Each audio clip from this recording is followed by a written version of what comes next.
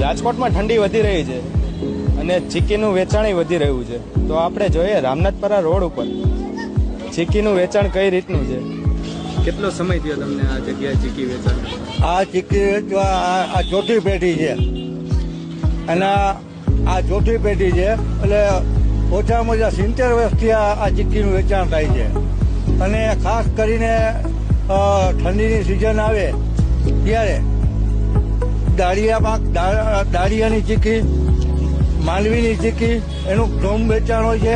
અને રાજકોટમાં જ્યારે ચીકીનું ઉત્પાદન થયું ત્યારે પહેલા રામનાથપરામાં થયું હતું, અને રામનાથપરાની આટલો વર્ષો જૂની અહીંયા આ દુકાન છે અને પહેલેથી અહીંયા ચીકીનું વેચાણ, એટલે લોકોને જે રાજકોટવાસીઓને પણ અહીંયા આગળ રામનાથપરામાં જે જૂની પરંપરા મુજબ ચીકી વેચાય છે એનો એ ગ્રાહકોનું હજી પણ અમે હકબંધ જાળવી રાખેલ છે.